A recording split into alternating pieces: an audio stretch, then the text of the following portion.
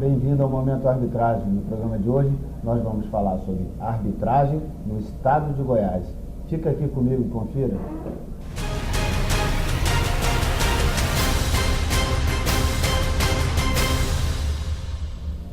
Começa agora o Momento Arbitragem. Muito obrigado por sua audiência.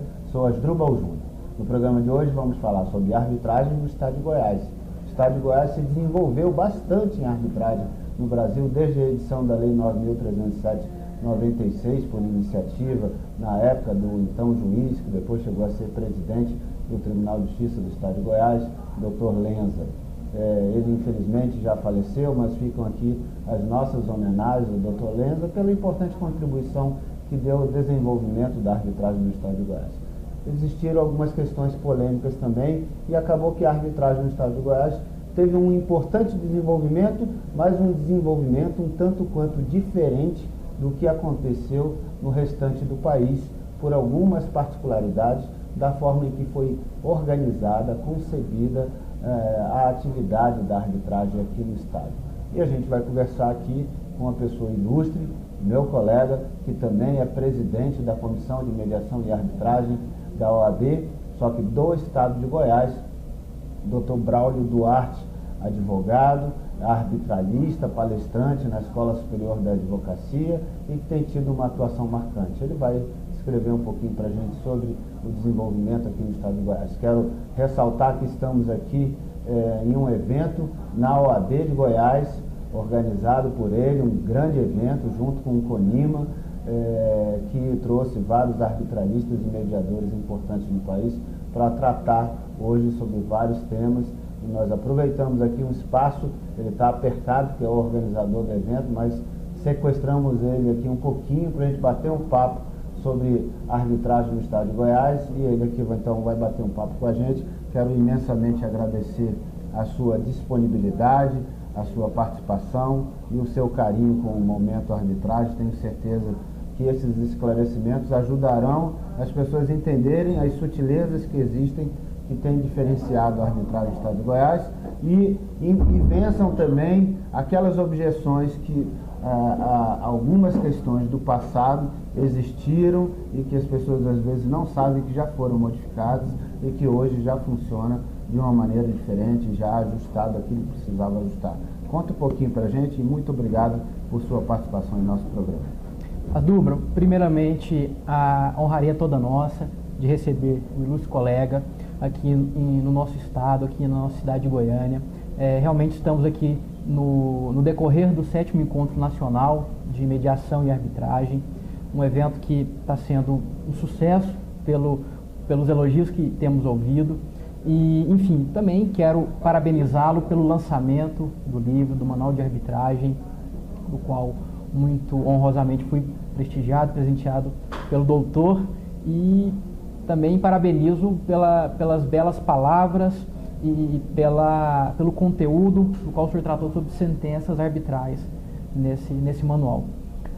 Asdrubal, o estado de Goiás, ele foi de fato precursor no que diz respeito à arbitragem. Logo com a sanção da Lei 9.307, houve um incentivo muito grande e muito intenso no que diz respeito ao fomento da arbitragem diretamente pelo nosso Tribunal de Justiça. E foi de fato vislumbrado e entendido a importância e eficiência que a arbitragem teria no nosso meio jurídico, e foi feito todo um fomento entre o Tribunal de Justiça, entidades de classe, sociedades civis e sociedades comerciais, para incentivo. Aí, doutor Brau, só para a gente abrir um parênteses aqui, para destacar que esse é o primeiro ponto que distinguiu a arbitragem no estado de Goiás dos demais estados brasileiros, porque no estado de Goiás o Tribunal de Justiça chamou para ele uma responsabilidade. Exatamente. Que nos outros estados não aconteceu. Exatamente. Então isso teve um lado extremamente positivo e também teve algumas questões polêmicas aí, que depois a gente vai tratar sobre elas também. Mas um lado positivo, porque ao chamar para o Tribunal de Justiça, acabou imprimindo à sociedade uma respeitabilidade, uma credibilidade maior ao tema arbitragem, até porque a sociedade ouve o Estado, naturalmente, com a reverência do seu poder, da sua autoridade e dá mais credibilidade e respeito a isso. Então ele emprestou respeito e a credibilidade do Estado para a arbitragem e acabou que isso inseriu um pouco mais fácil na cultura do Estado de Goiás, da população, dos empresários em Goiás. A ideia de arbitragem já não é uma ideia incomum aqui, é uma ideia relativamente comum, as pessoas já ouviram falar bastante, diferente de muitos estados que ainda as pessoas graçam com muito desconhecimento. Mas aí tem algumas particularidades, mas vou deixar você falar. Conte pra gente. Tá certo, doutor, o senhor tem toda a razão. Como o movimento de fomento de criação partiu do poder público, partiu do judiciário e não da sociedade civil, há de se convir que foi dado toda uma respeitabilidade. Isso foi importante. Foi importante para a advocacia, a grande fomentadora, os advogados que defendem e promovem a justiça. Então, a arbitragem, ela fluiu com bastante facilidade, ela logo de cara foi reconhecida pela ordem, pelo próprio tribunal, como grande fomentador, e caminhou bem. Só que o tribunal teve alguns entendimentos específicos, dada a formação, né? Só para a gente ilustrar um pouquinho isso, quando o tribunal chamou para ele a responsabilidade, ele fez convênio com a iniciativa privada. Exatamente. Ou seja, não se tornou as câmaras públicas, elas continuaram privadas. Exatamente. Ele fez convênio, esse convênio existe, inclusive na legislação, espaço para isso, como o Estatuto da Pequena Empresa prevê a possibilidade de convênios do Tribunal de Justiça, do Poder Judiciário com a iniciativa privada para promover os meios adequados de tratamento de conflitos, sobretudo para a resolução de disputas envolvendo pequenas empresas. Então existe amparo legal, sim, mas aconteceu que ao chamar para o Estado ele acabou criando várias câmaras, dividindo câmaras, criando numeração das câmaras, né? Conta um pouquinho como é que foi Exatamente. essa organização. A especificidade foi no seguinte sentido: o Tribunal de Justiça, ele promovia esse encontro de interesses para a criação das instituições de arbitragem, eminentemente, totalmente privadas, e o Tribunal de Justiça, ele fornecia o conhecimento, a expertise, fazia uma espécie de uma PPP entre o tribunal, as entidades, e o tribunal ele fiscalizava essas entidades, esses profissionais, e dava todo o subsídio necessário, por assim dizer, por uma boa realização da arbitragem. Mas todo esse sistema, isso foi logo no início da lei de arbitragem. Se a gente entende que a lei ainda é recente, vai completar 20 anos, não é isso? O Instituto aqui no nosso estado ele já está bem amadurecido por esse forte incentivo do nosso tribunal. Mas de uns bons tempos para cá, Duda, o Tribunal de Justiça já não tem qualquer interferência, pelo contrário, incentiva, flui muito bem a relação arbitragem, Tribunal de Justiça. Na verdade, antes, o cidadão procurava o tribunal, o fórum, né? Não. Ele procurava o fórum e lá tinha alguma orientação para ir para as câmaras? Como é que funcionava? O tribunal, a gente tem que falar isso de maneira genérica, como havia esse convênio, ele relacionava, assim como existem as varas, os juizados especiais, não havia qualquer encaminhamento, de maneira alguma. Apenas se relacionava à existência dessas cortes de conciliação e arbitragem. E as áreas que elas atuavam, isso? Geralmente, uma divisão de matéria, de área. Geralmente era pela área daquela entidade mantenedora. Por exemplo, a corte ligada ao SECOB, que é o Sindicato da Habitação aqui do nosso estado, envolvia eminentemente, assuntos não absolutamente, mas eminentemente, assuntos imobiliários. Perfeito. E assim como tantas outras câmaras ligadas a tantas outras entidades de classe. Não era exclusiva, era especializada. Aí existiram algumas restrições e polêmicas envolvendo.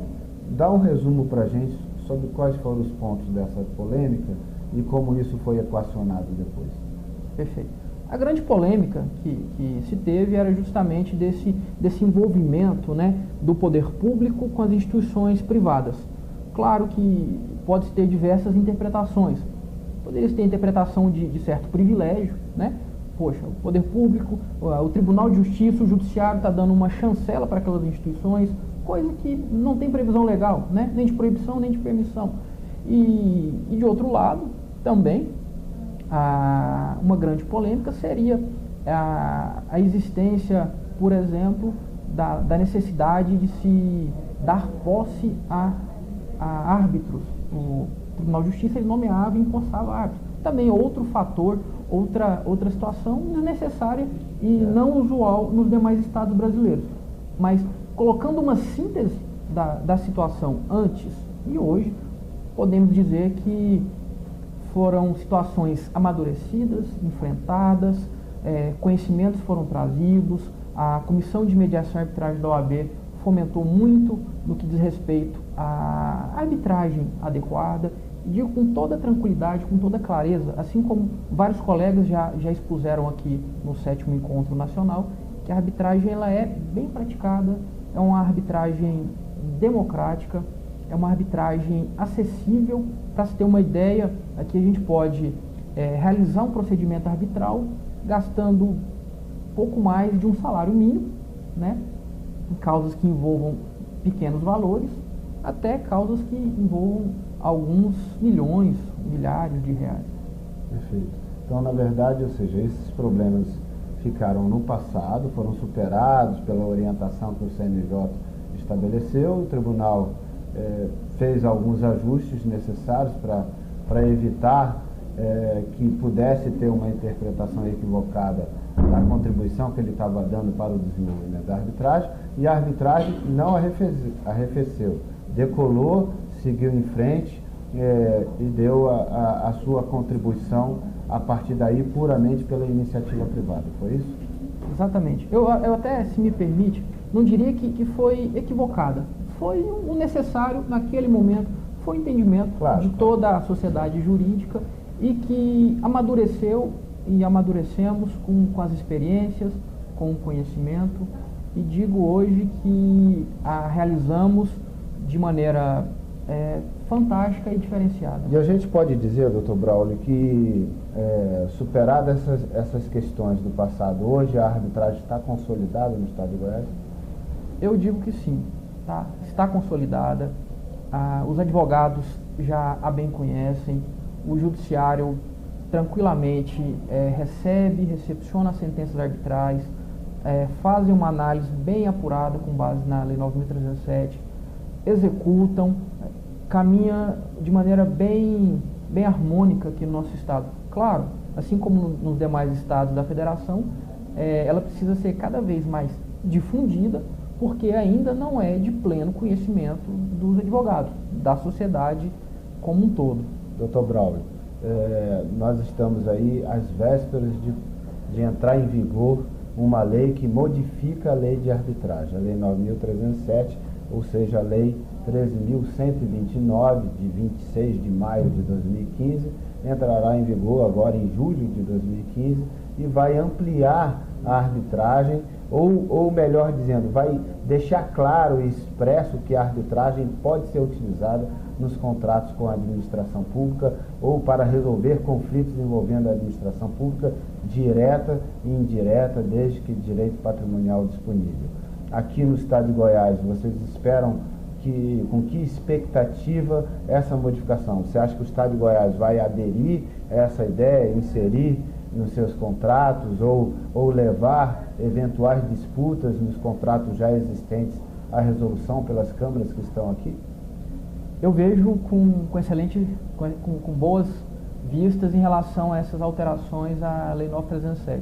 De fato, vieram modificações que consolidam o entendimento dos tribunais, vieram para fortalecer ainda mais a nossa legislação, para dar uma chancela ainda maior ao Instituto da Arbitragem e, sem sombra de dúvidas, o estado de Goiás é um estado muito avançado no que diz respeito a boas técnicas, a boas posturas, e eu acredito que sim, que será a vontade de utilizar, de inserir a cláusula compromissória, de ter instituições com expertise na resolução de contratos envolvendo a administração pública, assim como também vejo com muito bons olhos as demais alterações trazidas no que diz respeito a, por exemplo, as antecipações de tutela, né? Vejo que foi uma iniciativa formidável da sociedade arbitralista e chancelada pelo nosso Congresso como importantes e necessárias para a consolidação da arbitragem no nosso país.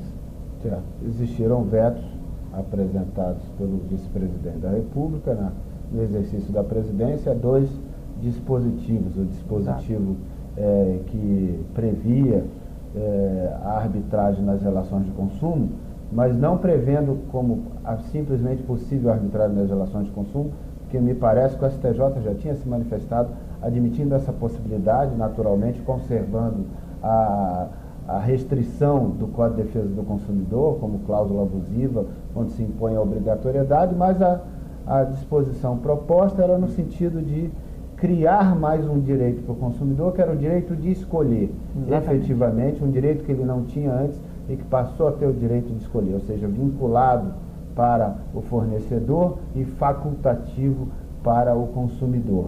Como você viu esse veto?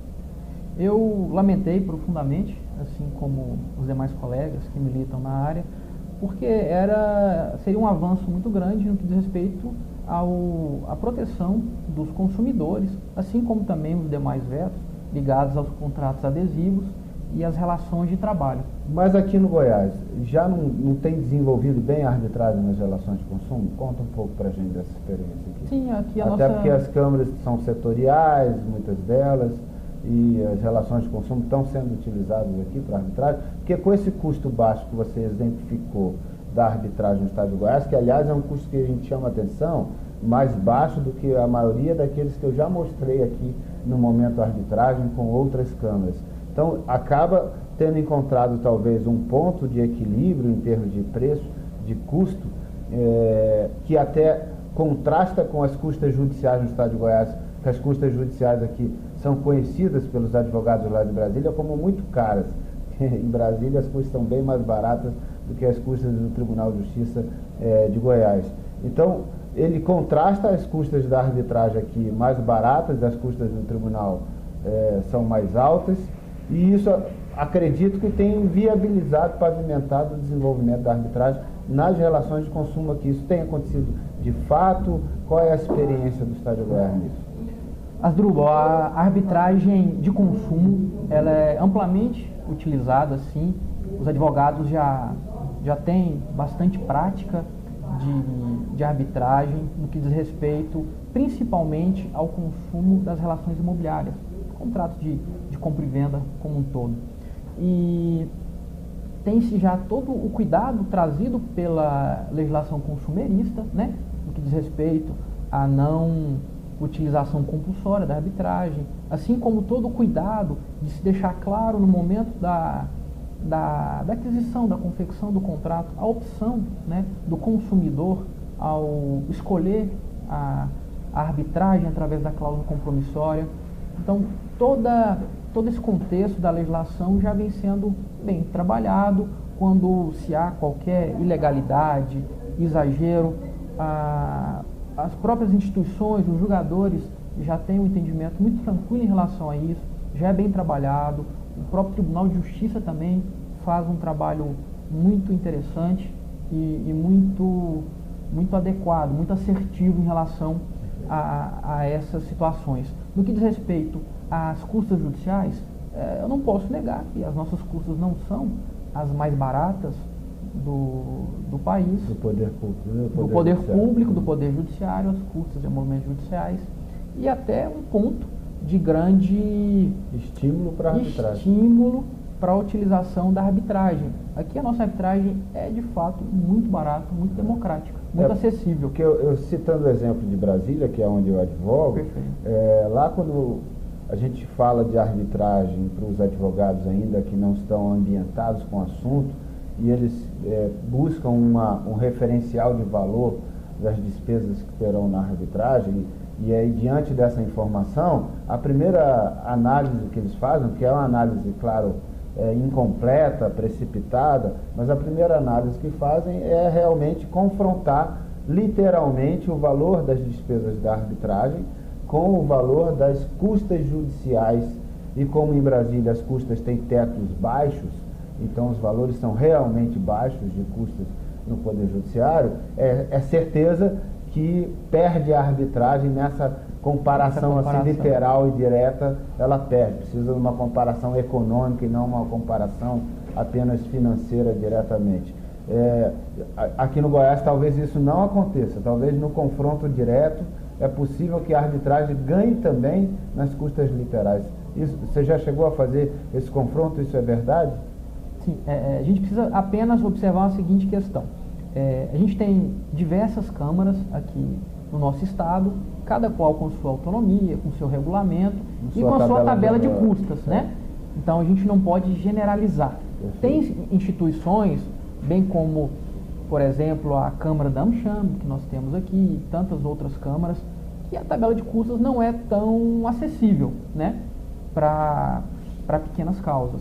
Mas a gente tem um contexto oriundo dessas CCAs de custas realmente baratas.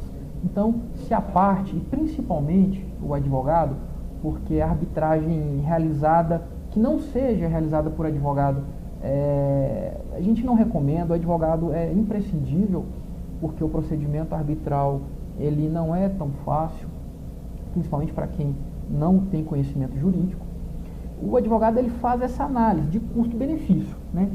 Então, mesmo assim, mesmo que não fosse mais barata, mesmo que as custas judiciais fossem mais baratas, são mais econômicas no final, valeria pela muito a pena. presteza e agilidade. De todo modo, quando a comparação custas, celeridade, especialidade, dinamicidade é feita, a arbitragem ela tem uma vantagem bastante interessante, sem desmerecer de maneira alguma o nosso tribunal, o qual eu continuo elogiando como sendo um dos melhores tribunais do país.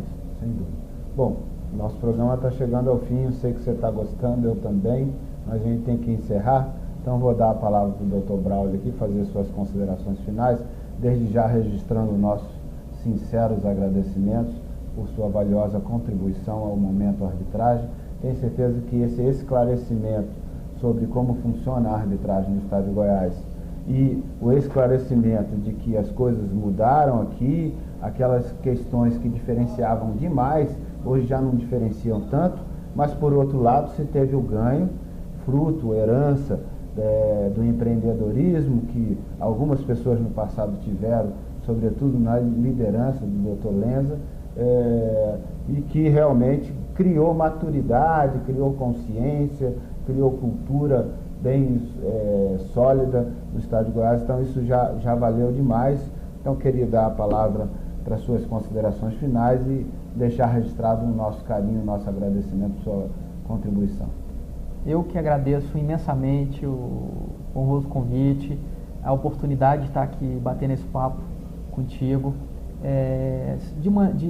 Sem sombra de dúvidas, é uma iniciativa formidável essa sua, de estar fomentando, divulgando as experiências de arbitragem aí ao longo e em todo o nosso país.